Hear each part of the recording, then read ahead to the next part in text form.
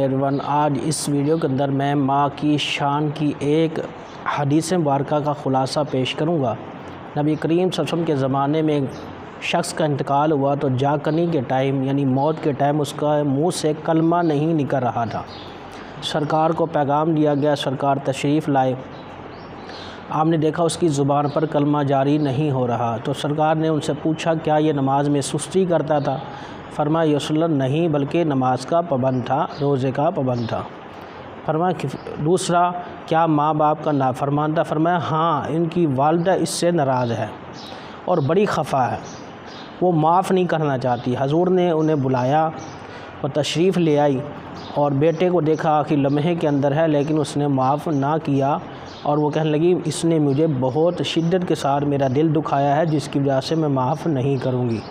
हजूर ने फरमाया ठीक है, फिर लकड़ियाँ लगाओ और इसको आग लगा दो। लकड़ियाँ इकट्ठी की गई और जब आग लगाने लगे तो औरत जो थी, माँ जो थी, वो रो पड़ी और उसने कहा मैंने माफ़ किया, मैंने माफ़ किया, मैंने माफ़ किया। जब उसने अल्लाह की रज़ा के लिए माफ़ कर दिया तो उसके मुँह से कलमा निकला। याद रखिएगा, माँ बाप, अम्मी और अब्बू दोनों की ही शान हदीस में है। ये नहीं कि नात खानों ने माँ की नातें पढ़ना शुरू कर दी तो माँ की बड़ी अज़मत और शान नहीं, बाप का भी रोल अदा किया गया। बाप की भी बहुत सारी शान है, बाप की बहुत सारी अज़मत हैं और बयानात इस पर भी होने चाहिए, इनके लिए भी दुआएं होनी चाहिए।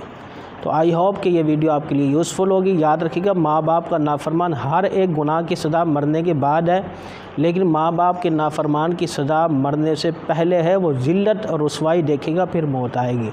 तो तौबा कर लीजिए, अगर आपके अम्मी अब्बू नाराज़ हों माफ़ी मांग लीजिए। आई होप कि ये वीडियो आपके लिए यूज़फुल होगी। लाइक, शेयर और कमेंट करना मत भूलिए।